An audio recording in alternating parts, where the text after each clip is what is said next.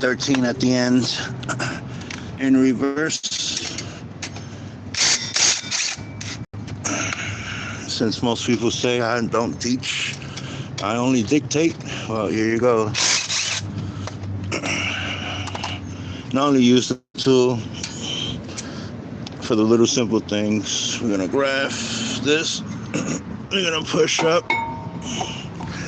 So you guys see me do that. And this side is okay. And he got the keeper in the back, as you guys can see. But no lubrication. Likes lubrication. Pins like lubrication, so we're gonna pin it up. Let's grab some lubrication over here on this side.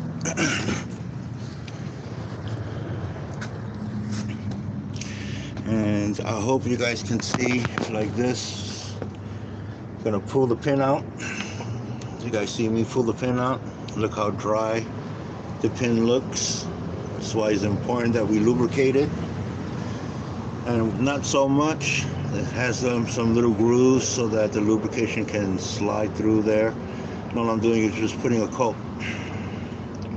That's it. Nothing too crazy, nothing too big, blobby. You want to use something that can tolerate heat. So this is why I use the red one, not the brown one, not the black one, not the green one.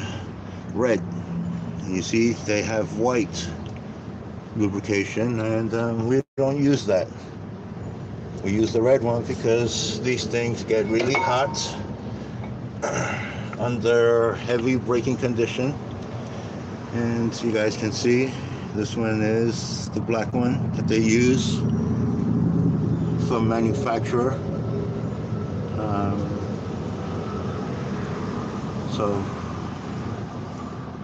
a light dab, nothing too crazy. Like I said, nothing really crazy. I'm going to put a little right here at the end, so as you guys can see. I do this so that when I slide in, the lubrication at the far end, when I squeeze it all down, so it squeezes all the lube straight up, and it gets to right around the seat cup.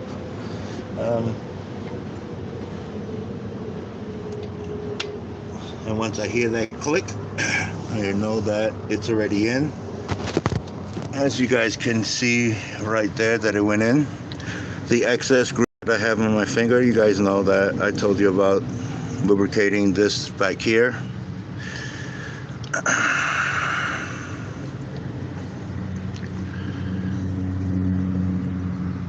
And you can go crazy with it right here.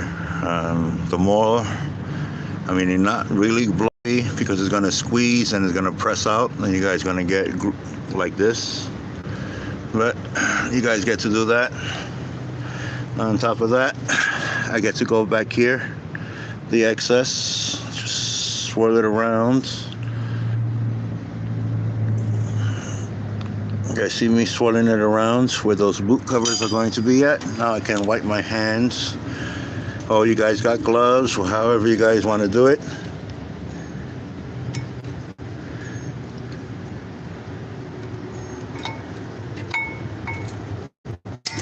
And I'm going to use the pad to do the compression. And I don't want to knock this down, so we're going to do the one-handed thing. What's up? Hey, do you... So I could just get a pad. Okay. Thanks. I don't know how's that. How many is that? 2. Okay.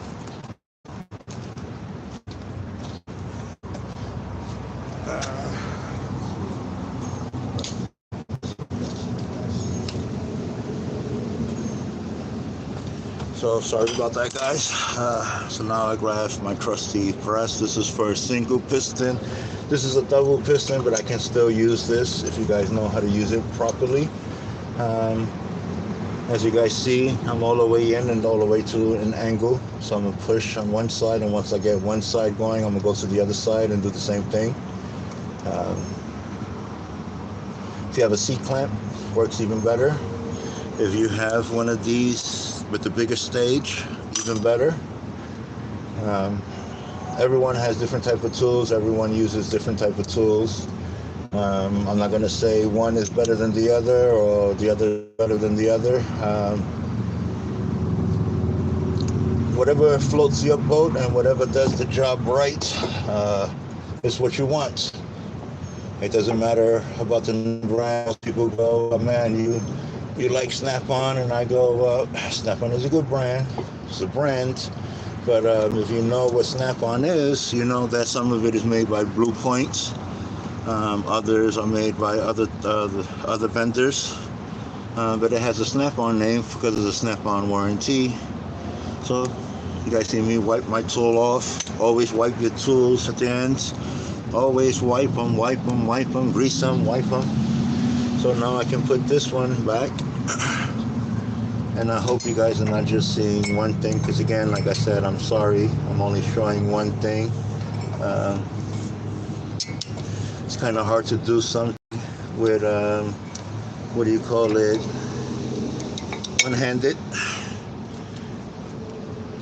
So you guys see, simple. Grab the grease, locations of where it's going to go and sit at. It's going to tell you. I put a little grease up on top right here because it is going to ride in a certain section. So you may want to do that right here, here, and here. But like I said, just a light coat. I can go crazy right here, and this is where I dump most of my grease. Right here for the sliders. Don't worry about up here. Doesn't need any grease up there. If you want to, just a slight little, just at the edge. But it doesn't make any contact. Where you put in greases, contact points. Here, here, here, here, and here. So we're gonna go, and like I told you, don't let this fall. I'm doing this one-handed, so I see that I'm trying to be as careful as I can without, dropping it.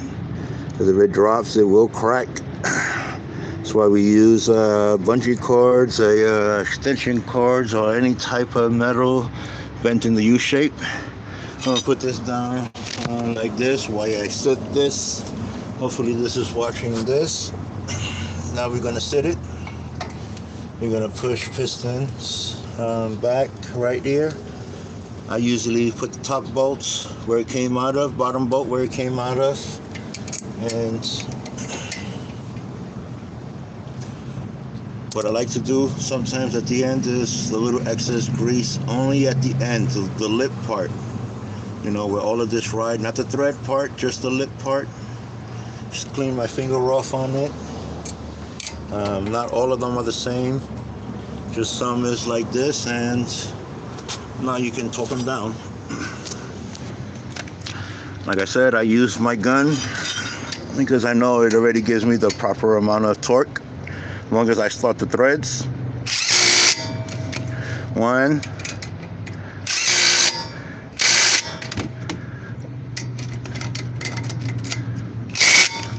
And I already know that I'm torqued down. So if I grab my torque gun and I click it down, I already know that I'm already at spec.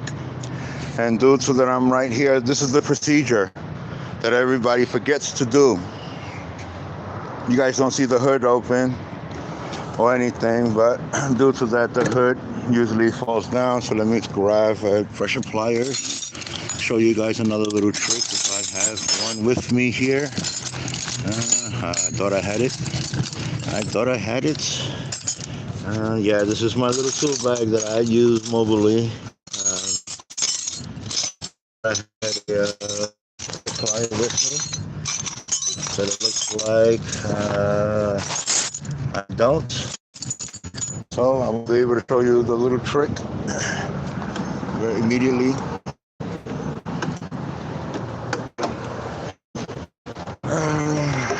Put it over here. We're going to loosen this up to check the fluid level. And you guys see that the fluid level went up. So I have this like this. I'm going to close it down. You guys see me tighten it down. Sorry if it goes sideways. Just going to put it loose. This is the part that everyone forgets. Right away they stop the key and all of that. All right, guys.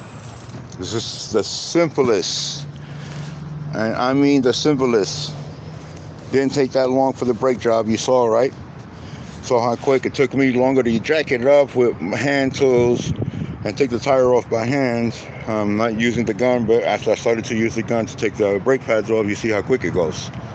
Use it with hand tools, but this is the famous part. So you guys see the brake pedal there, right? So you're done doing your brakes, and you know that you're completely done, that you're not going to mess with the brakes anymore from here on out. Foot, brake pedal. Sit your butt down. See me in an angle like this, and squeeze all the way down to the floor. 1, 2, 3, 4. You're going to start feeling the brake pedal get hard. 5, 6, 7, 8, 9, 10. You're done. Now you can go and turn the system on. Let's go turn the system on without starting the car. I'm just going to turn the system on. I'm going to let the ABS do its work.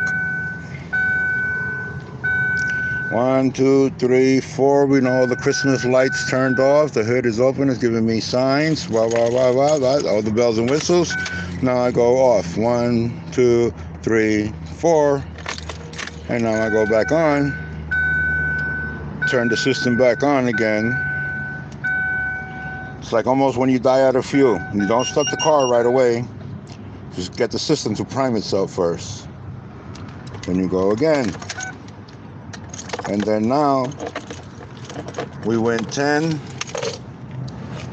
This is mine to make sure ease of mind. 1, 2, 3, 4, 5. And now I know that the foot pedal's all the way up to the top. I know she's golden. But because I have to do the brake filter, the oil filter, gonna leave the car up like that. But that's, put the tire back on and you're done with the brake job. Unless you're gonna bleed the system and there's air in the system, then you come here, which is either gonna be a 10, 12, maybe 13, and that's gonna be a 10. Stick a hose right here, open it up, and you have someone press it down slowly. As you slowly close this back up again before they get down to the bottom, let them ease off again, and as they start pumping down again, you open this and let all that air come right out. Make sure that the top of the reservoir is full with fresh .3 or .4, depending on what it says on your brake cap. Is going to tell you one or the other. Majority of the time it comes with .3, but if it says .4 on it, it's going to have .4, so don't get them mixed up because you're going to have jelly in your line. So that's basically a quick brake system. Do not forget that last sequence. If you forget that last sequence, you're going to be SOL. You're going to have brake lights on. You're going to have all the Christmas lights turning on because you put air into the system. The reason why we do that, I'm going to tell you why, is because we don't want the brake pad here traveling that long gap distance that you see right here so that it can touch the rotor. We want it maybe an inch, half an inch off the rotors. So that way the rotor spins around freely, and when you tap, right away it's catching. So as soon as you put your foot on the pedal, the truck should be beginning to brake because that much clearance is what we left. Almost a fingernail on one side and a fingernail on the other side. And that is the clearance. We do this with the semi-trucks. We got to have certain type of clearance because you don't want to step down and find out that you're all the way down to the floor and the truck is not stopping. 55 miles an hour and you go all the way down to the ground and the truck is not slowing down, you're going to hit something. So pay attention to that last sequence. I don't care which technician you are, if you're a professional or not. Some people like to use the scanner. That's my way of doing it out here in the street. I don't need the scanner. And just in case you guys say, oh, but didn't we see a scanner up there? That's just a regular OBD2 reader. It doesn't do any brake bleeding or anything else like my launch tool.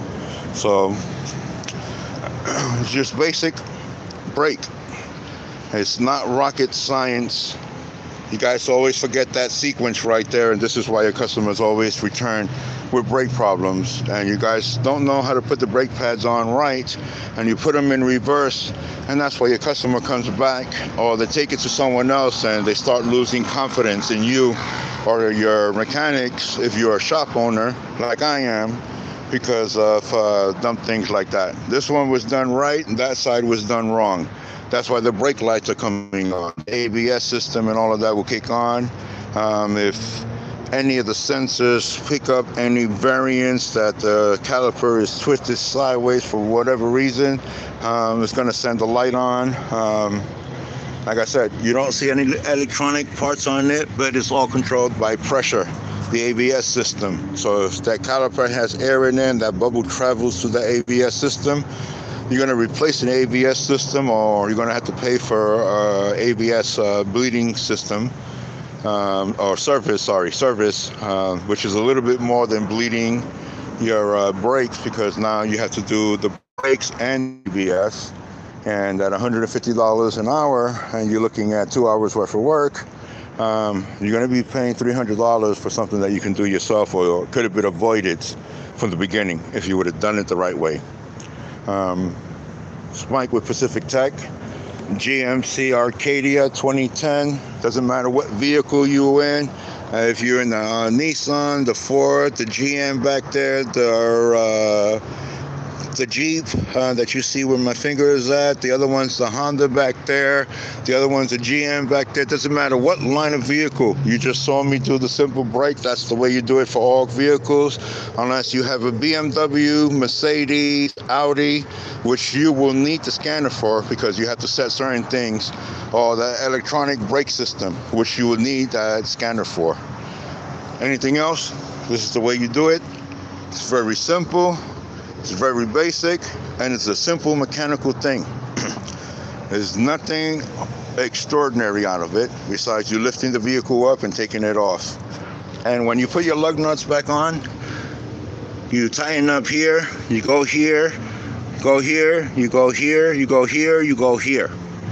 That's the way you tighten them up, and you go in that sequence. So if you start at the top, you go directly to the bottom. If you start sideways, you go directly to the other side. On these, or any other 5 lug, not all the 4 lug nuts, top, bottom, cross. So make sure you guys do that also, because I'm beginning to find a couple of vehicles where the lug nuts are loose, and I know that there's this TikTok thing going on where they're loosening up your lug nuts, and especially for you ladies out there, you single moms that are out there, having these vehicles. A couple of people are going around and loosening up your lug nuts, so watch out for that. They're loosening up components, suspension components also. This is just the mentally ill that is doing this, or this TikTok challenge that they got going on. So always check. I always tell all my baby mamas, you see me, always check my vehicle, walk around my vehicle, and then get in and start it, just so that I know no one's tampered with it when I'm in an area that I don't know. If I'm in an area where I know and everybody knows me, they ain't going to mess with the vehicle, because we have a mechanic knows how to disable someone's vehicle like that. And they will be spending money, and other mechanics will be, throwing their heads out, because technicians like me know how to disable vehicles, and it will cost you a lot of money. But I'm not into that game. I'm into the game of fixing things. I'm not into the game of revenge or doing the dumb shit out here. But I'm seeing a lot of that being done out here. Just make sure you pay your technician, because I've seen other technicians that they don't pay, and they come back and they fuck up your shit. And it's going to cost you 6 times more than what you owe them. So just make sure, ladies, and I say ladies because you ladies are the ones that are getting this done to. So I'm assuming you ladies are the ones that are doing the bad things. So I'm saying it, ladies, don't care. Just make sure, you hold up your end of the bargain. So if the technician tells you $40 and you tell him you got dirty, you better come up with 10. Unless he tells you, don't worry about it, it's okay. or you owe me for the next time. And if you don't call him for the next time and you see someone else working on your vehicle and then you call him again, he's going to remember and he's going to do bad things. So don't be shady to your technicians also, because I know a couple of other techs out here that are getting, some shady deals done, and you ladies are the ones doing it. Be honest with us. Look, I only got this much. Can you work with me? And some of us, we will turn a blind eye and we will work with you. Some of us won't. So I'm not greedy like everybody else. I will work. I will put you on a payment plan. But like I said, I do things the right way. I give it 110%, so that way I know I earned my money. So later down the road, when someone says, I don't owe you anything, I'm going to be like, okay, remember this, and I pull out those bills. Plus, as a mobile tech, this is why we always take pictures of license plate, your VIN number. This is why I always do videos like this, so that I protect myself also at all times, just in case for any liabilities. You guys saw that I did this right, even though we didn't change the pad out, because again, the customer didn't give me pads. I just wanted to make sure that the brakes were done right, because the boyfriend or the ex-boyfriend did it.